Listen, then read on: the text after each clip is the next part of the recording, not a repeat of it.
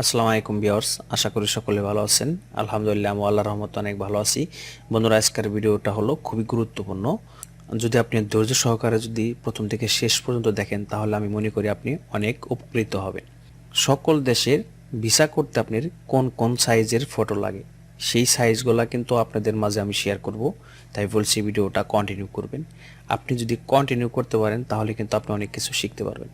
দেখুন, আমরা যারা ফটোগ্রাফি করি বা স্টুডিওতে ফটোশপে কাজ করি আমরা কিন্তু সকলেই কিন্তু জানি না কোন দেশের কি ধরনের সাইজের ফটো লাগে।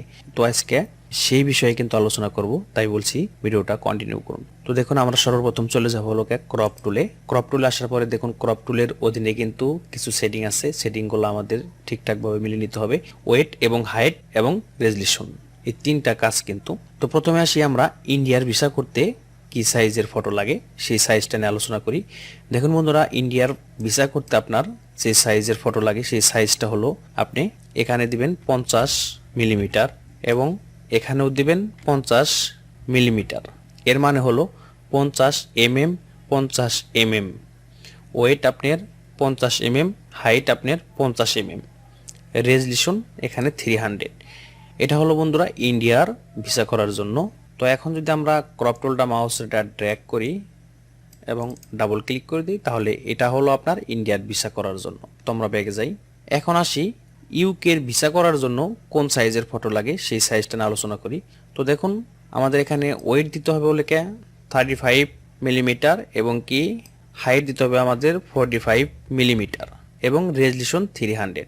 এর মানে হলো 35 mm এবং কি 45 mm, রেজলিউশন 300। এটা হলো আপনার ইউকের ভিসা করার জন্য সাইজটা। তো এখন যদি আমরা ছবির ভিতরে যদি মাউসটা ড্র্যাগ করি, ডাবল ক্লিক করে দিলাম, দেখুন এখানে যে সাইজটা নির্ধারণ হয়েছে এটা হলো আপনার ইউকের ভিসা করার জন্য। তো আমরা ব্যাগে যাই।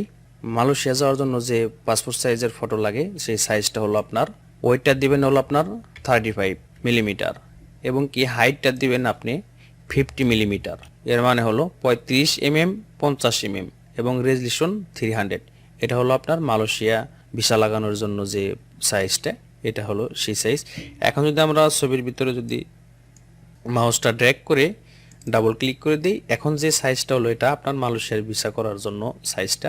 তো বন্ধুরা, এরপরে আমরা আসি থাইল্যান্ডের ভিসা করার জন্য যে সাইজটা, সেই সাইজটা হলো আপনার হাইটটা নেবেন 35 মিলিমিটার এবং কি 45 মিলিমিটার, ওয়েট আপনার 35 mm এবং কি হাইট 45 mm, রেজলিউশন 300। তো এখন যদি আমরা এখানে ডাবল ক্লিক করে দিয়ে ক্রপ করে দিই তাহলে এটা আমাদের থাইল্যান্ডের ভিসা করার জন্য সাইজ। তো আমরা ব্যাগে যাই।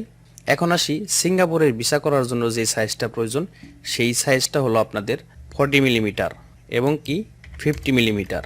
এটা হলো আপনার সিঙ্গাপুরের ভিসা করার জন্য সাইজ।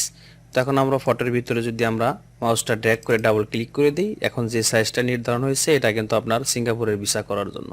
তো বন্ধুরা, এই ছিল আজকের ভিডিওটা যদি ভালো লাগে তাহলে অবশ্যই লাইক করবেন এবং আমাদের চ্যানেলটি সাবস্ক্রাইব করবেন। সকলকে ধন্যবাদ। সুস্থ থাকবেন, ভালো থাকবেন।